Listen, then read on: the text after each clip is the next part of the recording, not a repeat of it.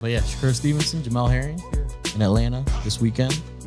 You're concerned. I just think that maybe Herring's been a little written off here. And I mean, I'm still picking Stevenson to win the fight, but I'm picking him to win the fight, expecting him to do things he didn't want to do in his last fight with Jeremiah Nakatila. Aggressive? Yeah. Because he's the shorter guy, shorter arms, and Herring is in his last fight against Frampton when he won the title against Ito. He's shown he's very comfortable fighting backwards. Yeah. And if you stay on the outside with him, Herring throws more punches per round more times than Stevenson will. And against Bomac, he's a different fighter. He's a much better fighter than he was with Mike Stafford. Yeah. Stafford kind of had him fight in a more aggressive style. Now Bomac moved him down weight and has him using that length. Yeah. So he knows how to use that length. And I think Stevenson will have to do things he wasn't willing to do against Nakatila. I think he will do them. Stevenson's a good body puncher.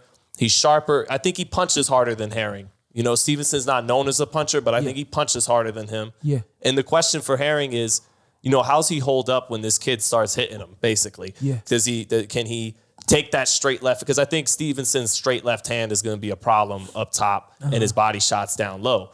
But if Herring can hold up to that and withstand that younger man's energy, that younger man's ambition, and hold tough, I think he'll hold. Then we're going to have a better fight than people think. I think we're going to have a better fight than people think. But do you think that Shakur's last performance is going to kind of make him feel like he's got to be aggressive in this fight, or you think he's going to come to the ring and do him? Might be a good thing. Might give him that chip on his shoulder to really extend himself offensively and really get in there. And I remember this. I felt like it was the same thing with Andre Ward. I felt like Ward had like one Alexander Brand before Kovalev. Yeah, no. Even like way back. I think he was either on ESPN or early on HBO where he had an okay performance. He won, but he had an okay performance.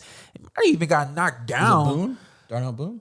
It might have been Boone. I think after Boone, it was like real early. Yeah, it was real early. Yeah, I think after Boone, it was like kind of like a switch for him, a mental switch for him, and he just kind of started to transform. And I feel like that could be the same situation where Shakur, where he's hearing everybody saying he's not who we thought he was, and he was boring and things like that. My man gets on social media and apologizes. I was like, yo, do you? If they don't like it, then make your adjustments, but don't apologize for what you. This is who you are. Come to the ring and be something different. So I'm expecting him to be a better version of himself. Not a completely different. I'm aggressive. I'm coming to get you.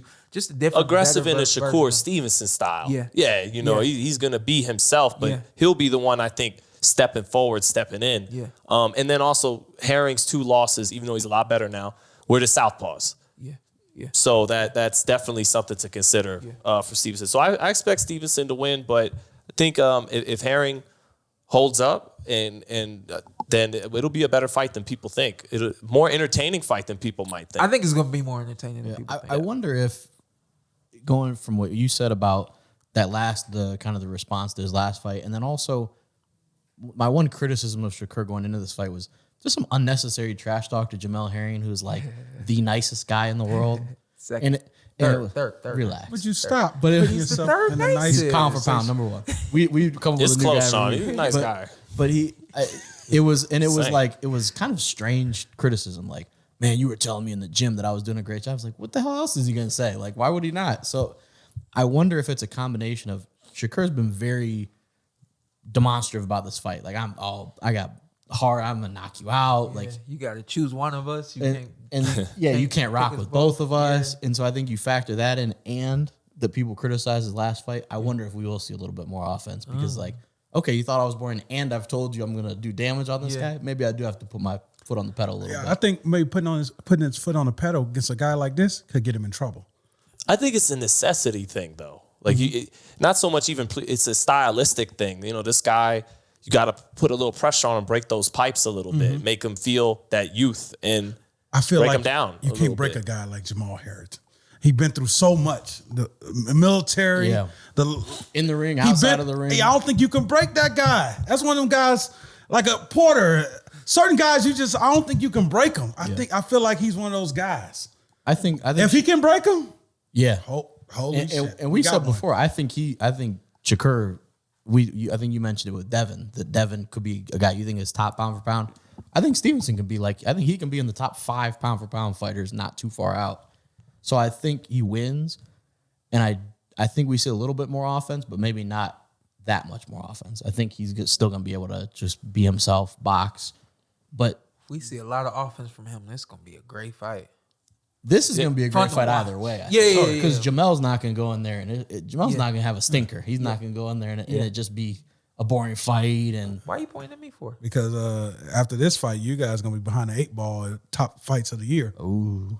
We've had some really good fights. Yeah, man. Some fights came out. Yeah. You right now. And you even one guy in your camp ahead of you right now. Who? Hendry. Malik. No, chill out. Malik.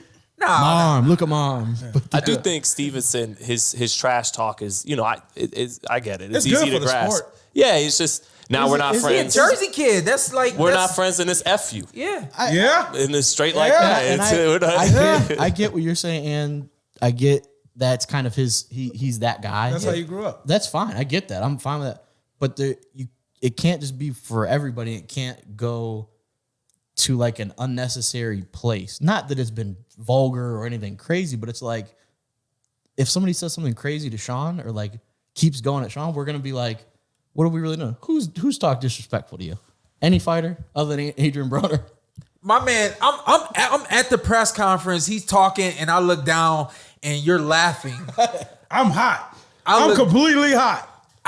So now I got to give you the nod. Like, yeah, you're right. Okay. That was funny. Kenny took care of that for you. Let me ask you this then. Did people were like, why are you saying that to Shawn Porter? That was the reaction. People were like, why are you saying that to Shawn Porter? And also Adrian Broner is. But not you. That's why I went like no, this. But I'm saying also Adrian Broner is Adrian Broner. But and Carson laughs at the time we crying. Yeah, we all crying. Carson's laughing. That is a fair point. That literally has happened. But it's up to Jamel to flip that dynamic on, make it a man versus a boy. Yeah. And turn it into, look, young man, this is why you needed to be respectful. That's on Jamel. Voice got deeper, didn't it? That was the dad voice. But to me, it was just I didn't need it, and I don't think people were like, ooh, I don't know, Shakur Stevenson talk trash to Jamel Herring. I really want to see this fight.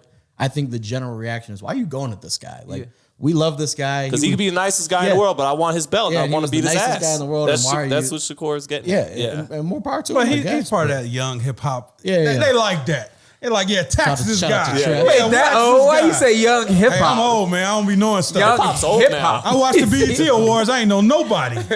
I'm like, what 50 at? What Tupac? Because they all trash. Yeah, Tupac hologram. I ain't say that, young kids. They all trash. Who's there to know? Oh, Who's there to know? Don't be like our parents. No, let me bring it back. Don't do it. I said this. I was like 17. They're all trash. Speaking of New Jersey, I have Tretch, top 5 rappers of all time. There you go. So let me bring us back in. We'll bring back our credibility. Great rapper. And put me on more than I realized. Yeah. I was like, okay, Stretch was nice. Naughty by nature, but super nice. But this is gonna be a great fight. I think I don't think Jamel will let it be a boring fight, and I don't think Shakur wants it to be another boring fight. I think it's to his detriment if it is, because then you're on the outside with a bigger, and you're like, longer hey, guy. You got to, What's up? I'm Showtime Shawn Porter. I'm Ant. Follow me on IG with 2 T's. Let's do it. Let's do it again. All right. Just introduce yourself. Okay. And then you tell them what to do. I'm Showtime Shawn Porter. I'm Anthony Brenagh. Carson A. Merk. Like, subscribe, comment. This is the Porter Way.